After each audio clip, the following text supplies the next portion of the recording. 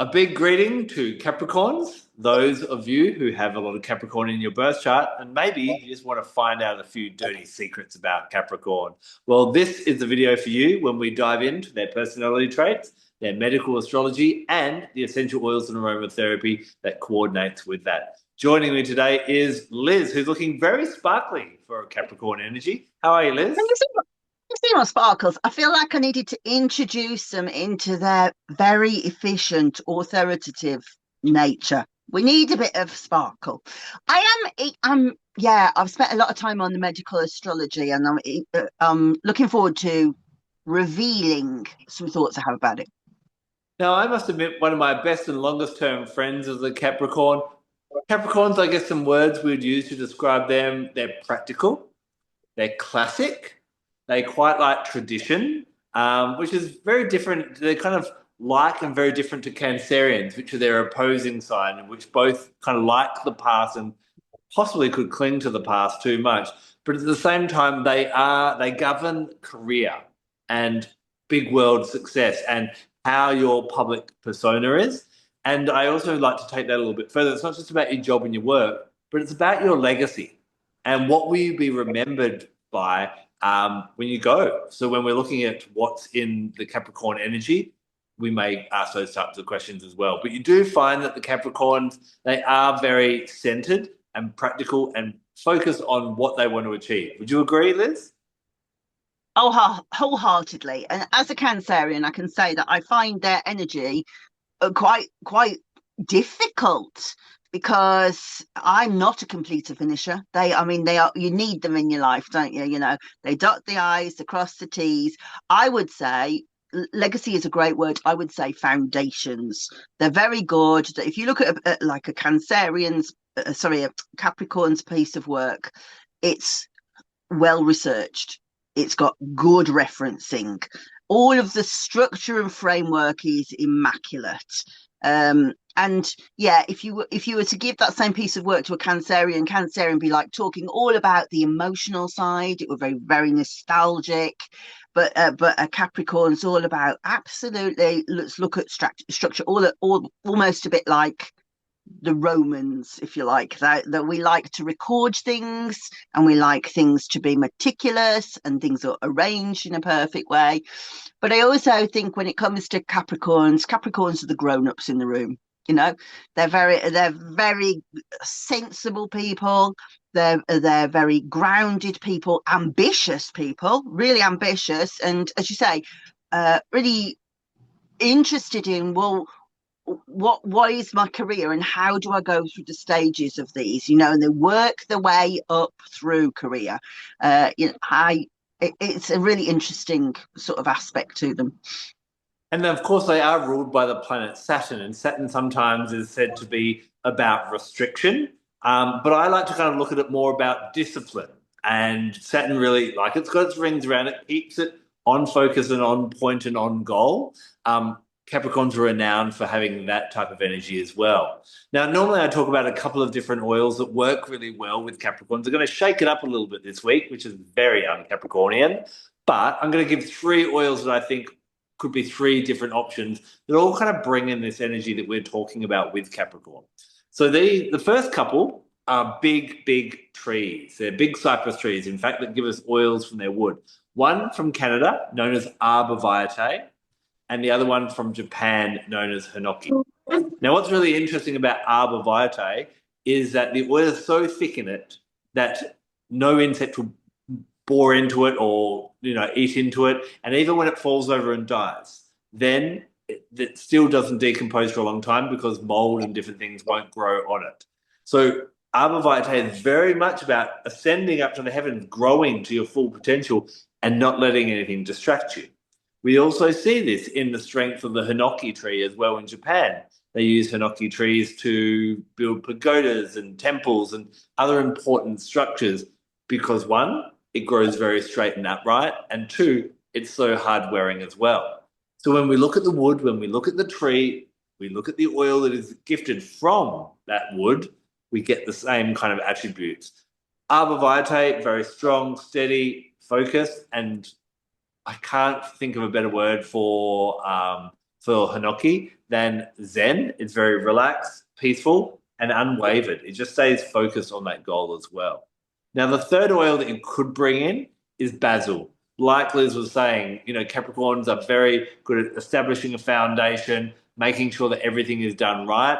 And for that type of focus, basil, which almost has the power of lightning and very precise and very particular, I think all these three oils kind of help to keep the Capricorns on task, focused, and really in their power of achieving what they want to achieve. And that seems to be their comfort zone as well. Ooh, there's a lot to unpack there, isn't there? So Arborvitae, Latin name, because I think there's lots of different Arborvitaes. Oh, you're testing me. Hold on.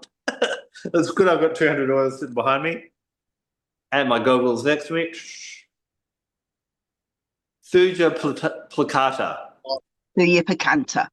Yeah, so that's the red cedar. And that's actually the cedar of the totem poles, is it not? That's what they make those out of. And yeah, I think it is. I think I've actually got cedar on my list as well. I just think that it has this beautiful like attachment to understanding the lineage that you came from with the elders, and that really is a Capricornian thing, isn't it? Mm. I don't know about Hinoki. I think I said when we did the Hinoki video, I kind of just don't tune into it that well. Um, and what was the other one that you said? Oh, Basil. Basil's a cracking recommendation because as well, we've talked about how they're very methodical, how they're very much thinkers, logical. Sweet Basil goes, get out your head. It just goes enough of the thinking. And so if somebody is becoming a little bit, it's not going to translate, I don't think, across the world, but it's a little bit John Major. John Major was one of our prime ministers, and he came after Maggie Thatcher, and he was just grey. Always wore grey, everything about him, and he was like, everyone was like, he was so boring. He's just an accountant. That's what everybody said, and I was just like the ultimate Capricornian energy. So if somebody gets like that, and you're like, oh, for goodness sake, get out of the spreadsheet, Basil would be fantastic for that. Thinking also just about the pure aromas of these oils as well, especially the two wood oils.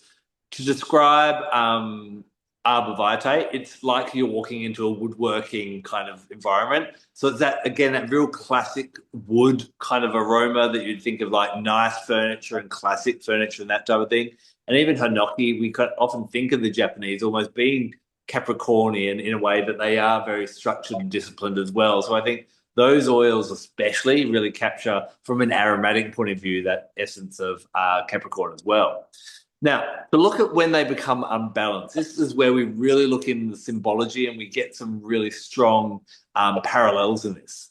So the first one about Capricorn is they're known as the goat. And the goat, it's kind of walking up the hill or trudging up the hill, and it's going to get to the top of the hill or to the top of the mountain. The challenge we have to be careful with as a Capricorn is they don't get to the top of the mountain. They don't achieve that success, that career success. Maybe they've got the mansion, they've got the fast car, they've got all the money, and they've got no one to share it with. And in fact, I have found that Capricorns do seem to have a few less friends than the average person. And sometimes they are a bit renowned for being a little bit ruthless or selfish or trampling over other people. And I think a great Capricorn lesson is to learn that, we need to not just be the authority and the leader at the top, but we want to kind of bring in that more almost that Aquarian nature, which is the next sign along, to kind of, can we lift everyone up together? To counteract this, lemon myrtle is absolutely amazing. I know Liz is going to be rapt that I'm talking about an Australian oil because she doesn't always tend to have an affinity with them. But as an Australian myself, this is the oil of mateship. It is about getting rid of power struggles, which can be an issue for Capricorns as well. They like to be in power, and also can have some issues with authority. Capricorn is also associated with father and those kind of father figures or authority figures as well. Lemon myrtle helps us settle all that down to realize that, okay, sometimes someone plays a leader role or takes the lead, but it doesn't make them better than us.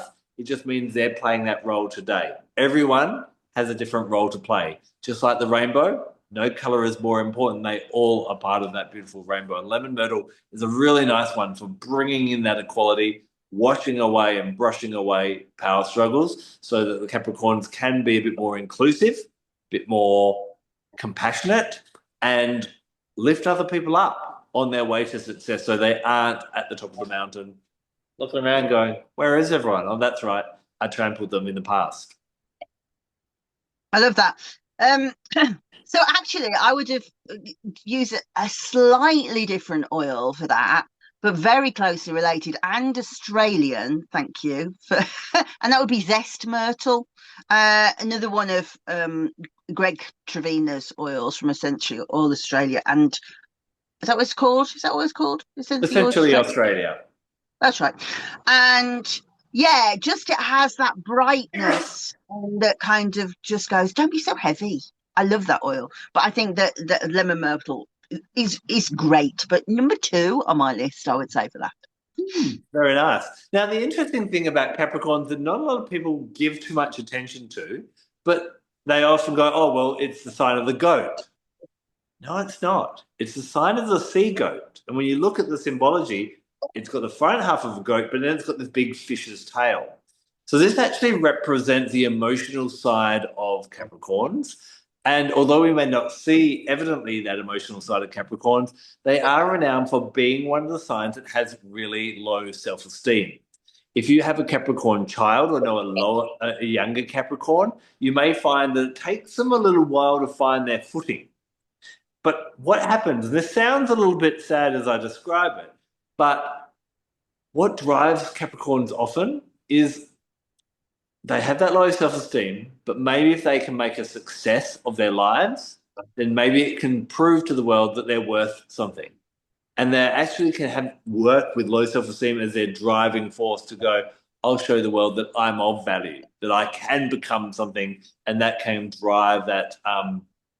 It can be a key motivator deep within them because they just don't feel good enough. So they have to prove to the world that, look how good I bloody am in that way.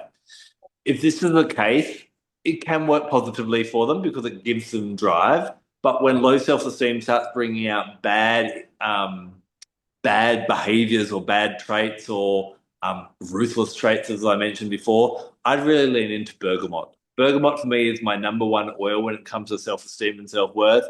Very relaxing, but puts a smile on your face at the same time. And relaxed and smiling are probably not words that are traditionally associated with the very serious and very disciplined Capricorn. So I think bergamot might be a nice one to bring in to help counteract that low self-esteem that can drive them and can be a positive, but can also trip them up if it becomes too much of a problem.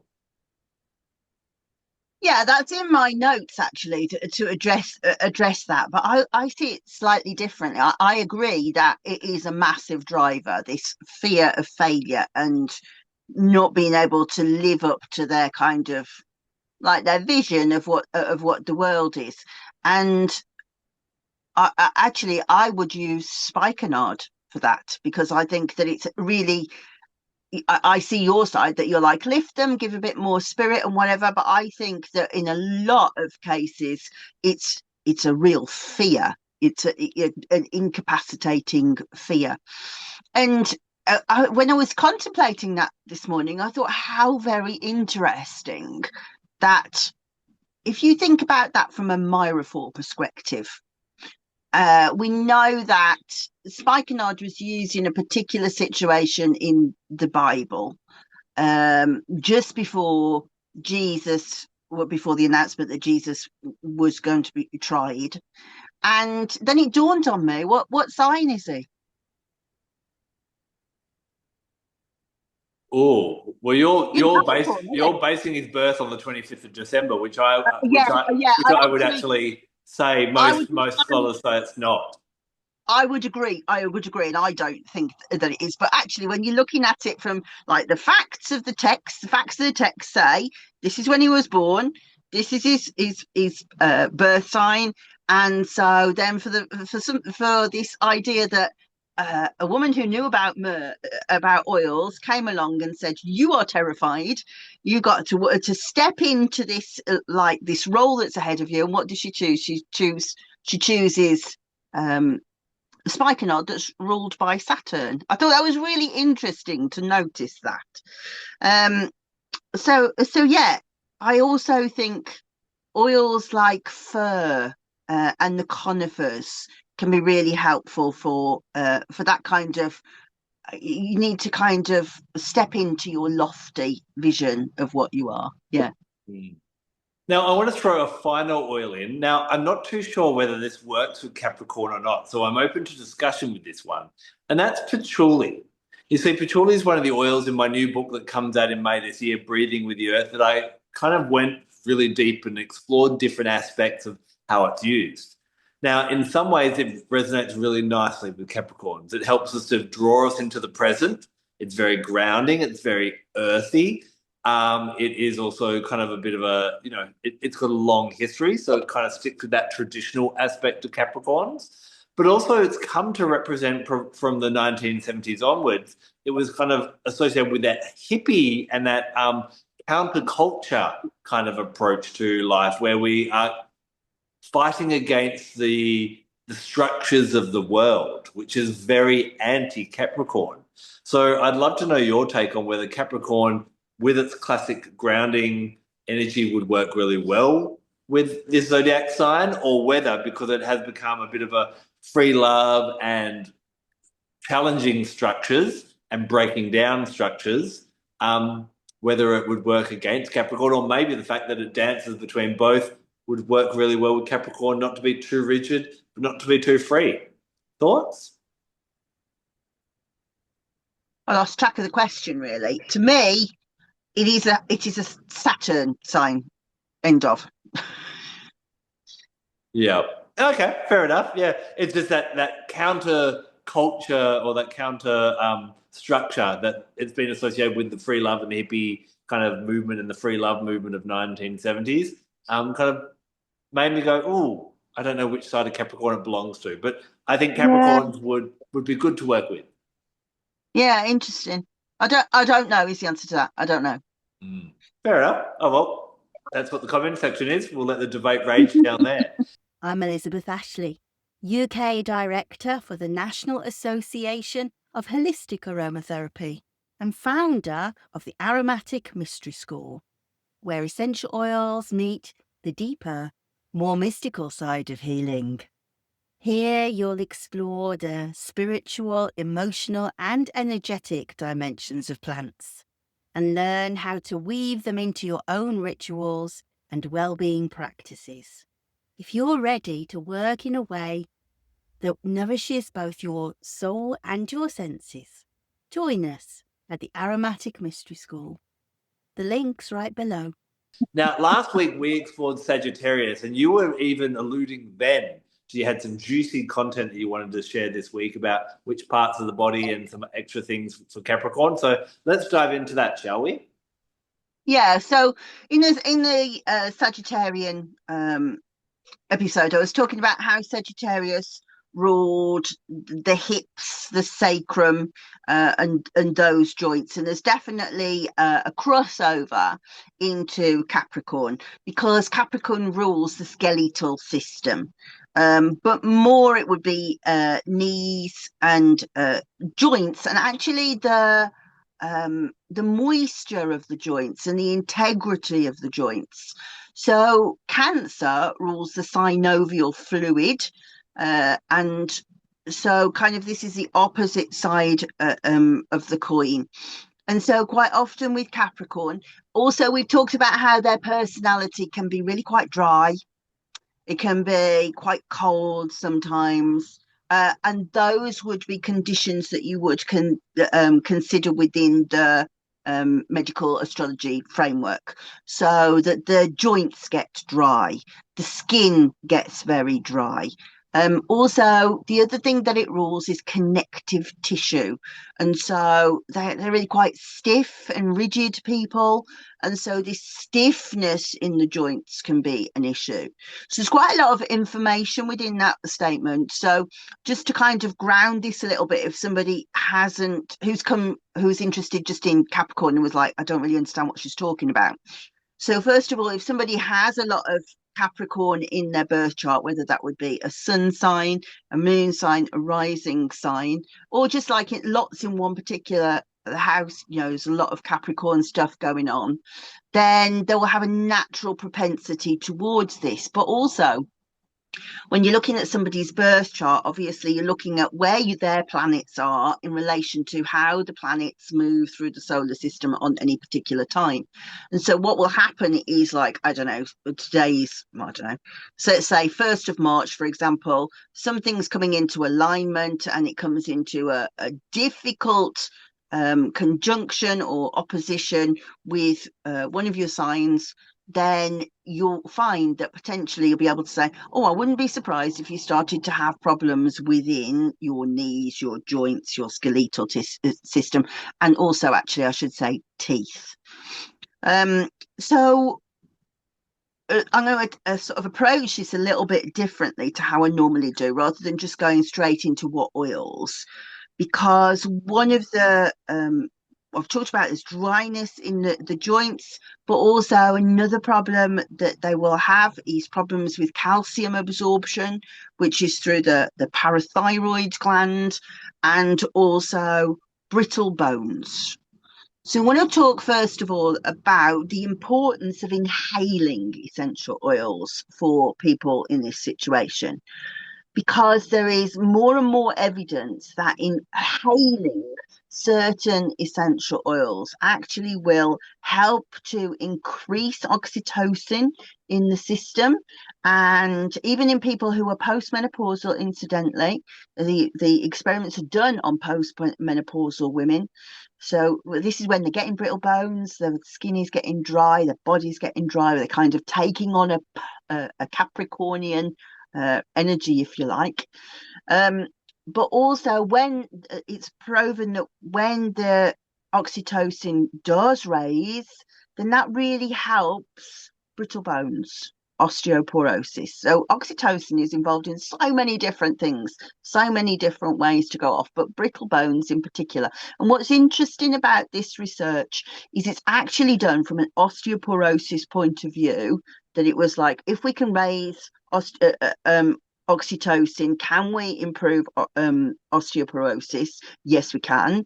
And then going back and going, okay, if we can raise oxytocin, can we do it by inhaling essential oils? Yes, we can. So you have to like follow the thread to what they were trying to do. And so there was actually loads and loads of essential oils that they were using. But if you were to make it a really easy way of looking at it, you would say flower oils.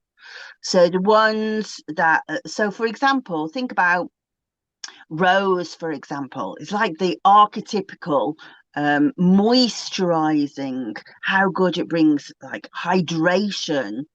You can see, oh, okay, that's really going to affect the synovial fluid within the tissues as well.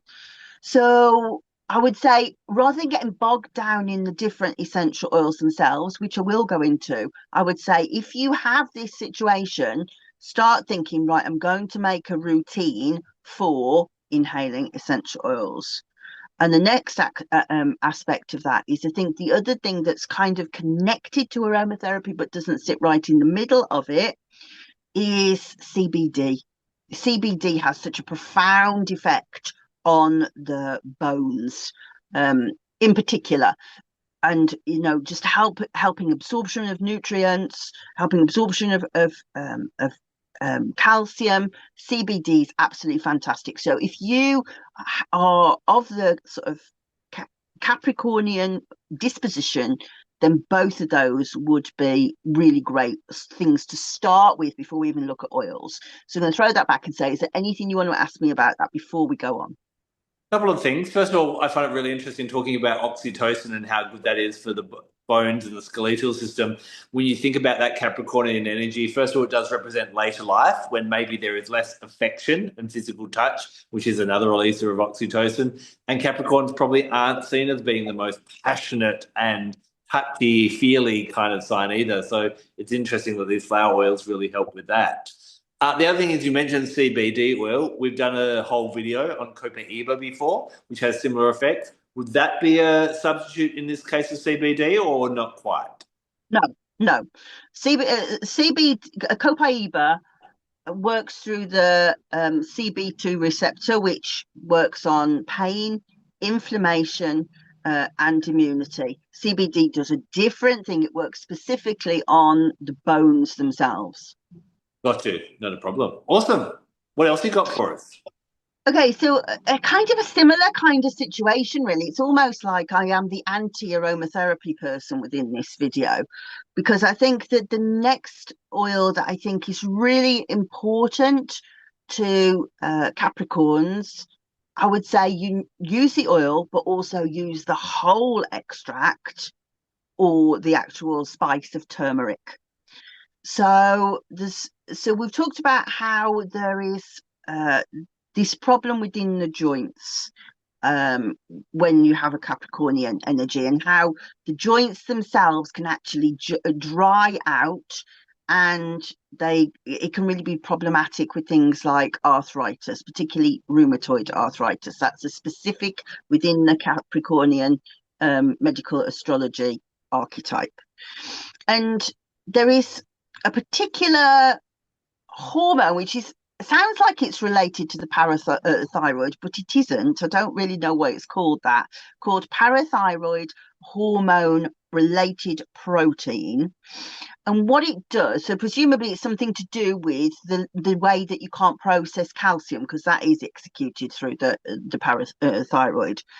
But this is a really important protein when to do with the breakdown of the joints in rheumatoid arthritis.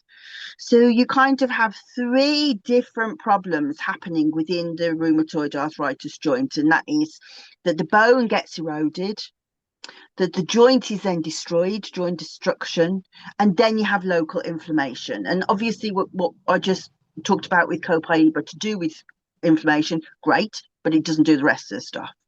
Now, what they found is that curcumin, which is a part of turmeric, actually helps to regulate the cytokines, the inflammatory nature of that, and to actually help calm down this problem with the bone erosion, the joint destruction, and the inflammation. However, curcumin is not in the turmeric essential oil, it's in the extract. So you want like the capsules. What is in turmeric is turmerones. And turmerones are anti-inflammatory, so they'll help with the cytokines, the inflammation that's causing the redness and the soreness. They're also very warming. Now, bear in mind how I talked about how it's a cold archetype. So it really brings warmth into the tissues, and it reduces down the cytokines. So in this situation, I would say use turmeric essential oil, but also take turmeric capsules. So Holland and Barrett, or whatever your health food shop, is going to have a field day out of this. But yeah, so turmeric, fantastic. The essential oil will be really good. It will help to make your knee feel better and to warm the joint, but it won't help with the actual bone destruction. So if you kind of pull it apart and go, right, so I want the whole plant, can be really, really helpful. So turmeric and the Capricorn, big association. What's really interesting about turmeric as well, I find with Mother Nature, she knows how to get it perfect. And when we get the powdered turmeric that so many people are familiar with from supplements and making their turmeric lattes and so on, it's dried out. So that essential oil is almost absent from that. Curcumin, which is in that powdered aspect, is really hard for the body to absorb. But when you combine powdered turmeric with turmeric essential oil, the turmerones can make curcumin up to 6 times more absorbed readily into the body. So you're going to get a much better effect on the joints and different things in that case as well. So I think turmeric's a really great one for that Capricornian energy. I didn't know that. That's really interesting. So, do you think you could provide the paper for me to have a look at that? Because that's fascinating. Yeah, I'll get that to you. And that's, doTERRA actually has a supplement where they've got a dual capsule with the powdered turmeric on the inside and the essential oil on the outside. And they kind of combine once you ingest them, which is really awesome. So, Well, yeah, there you go then. So not Holland Barrett, doTERRA, they can benefit from this. exactly. Excellent. Yes. So, so then one final, well, no, actually two final things. So we'll go on to, I talked about fir and how fir, needle, the conifers, really good for somebody to kind of step into that lofty vision of what they are trying to do without having to be pulled down by the fear. But also, medicinally, this is a tremendous oil because I would recommend that you look for essential oils that are rich in alpha-pinene. And the reason for that is when we're talking about these issues with the structure of the body, the actual skeletal issues, the problems within the joints, what cushions the joints is cartilage. And incidentally, I'll get to this in the middle, but in a minute, but Capricorn also rules connective tissues. So we're talking about the collagen that sits and the cartilage which sits between the joints. And when that starts to sort of disintegrate, that's so painful. And of course, the bones are sitting on nerves and there's lots and lots of inflammation. And cartilage is made up of little cells called chondrocytes. And particularly, there's a lot of research into how alpha-pinene can be helpful for people who have osteoarthritis because the alpha-pinene seems to be able to regenerate chondrocytes. And so to actually spark a situation where the collagen is able to kind of regenerate itself. It's really good for pain anyway, but so uplifting. And so fir, cypress, I'm going to talk about frankincense in a minute. Those kind of bright sort of foresty oils, absolutely fantastic for skeletal problems like that. Any questions about that? No, I think the fact that you're bringing in big trees again, which is that kind of, before I was talking more about the wood oils for the Capricorn, but I think that as you were kind of mentioning, the leaf oils from those big, tall, grand trees are beautiful as well. Yeah, and so finally, just frankincense. Frankincense. I like to think that after I talked about the spikenard for Jesus, the wise men bought him some frankincense because maybe they wondered what his joints would be like, especially maybe when he was stretched out on the cross, bless him. The connective tissue really takes a bashing. And so frankincense is really good for restoring elasticity. And remember, I said that they are dry and stiff. So it will restore elasticity. So tendons, cartilages, muscles, all of those kind of, when they get stiff, we attack from a Capricornian angle of going in with frankincense. When it comes to astrology, sometimes people can go, oh, there's good signs and there's bad signs, and I've got a good chart or a bad chart. But basically, the beauty about astrology is that everything is just different, and we need all of them. So I'm going to ask you a question, Liz, and I'm going to actually answer it first. I feel today we may have given Capricorn a bit of a hammering and not been as friendly as we have been with other zodiac signs. So my question to both of us is, why does the world need Capricorns? For me, I feel that they're really important, especially in this day and age. We live in a world with so much chaos, so much uncertainty, so much distraction, and leaning into that Capricorn energy helps us to make sure that we remain focused on what we're here to achieve. We don't get caught up in all the bright lights and the glittering things that are vying for our attention as well. And it also makes sure that we make our life count. There's that beautiful poem or saying that talks about that there's a year we're born and the year we die, and on our tombstone, there's a dash in between.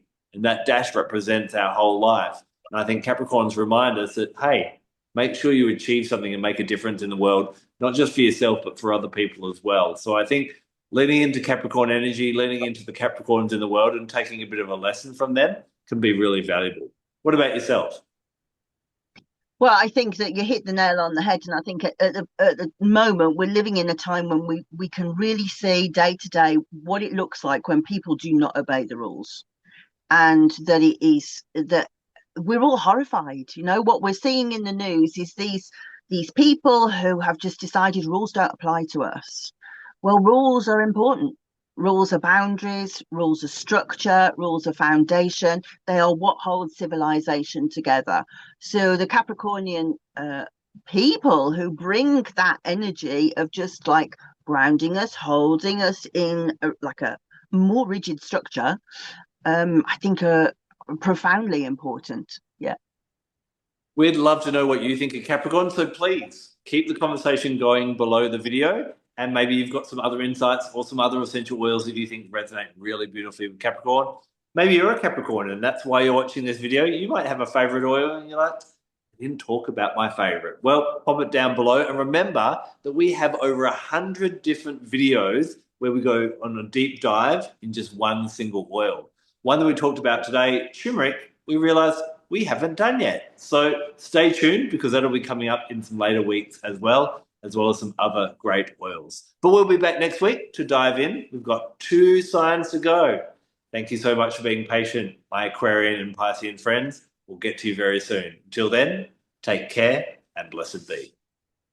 Bye-bye. Whoa. One more thing before you go.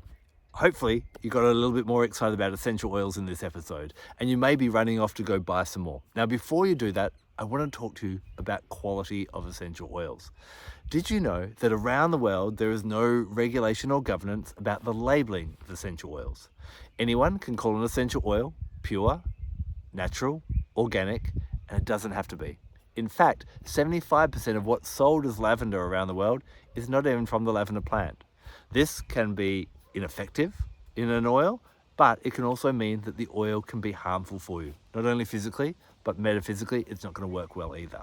So I went on a journey to find the best essential oils that I can trust, and I found doTERRA to be absolutely amazing. Not only do they test all their essential oils, but they have an independent third party test them at the end of their journey to make sure only in the bottle is what nature intended.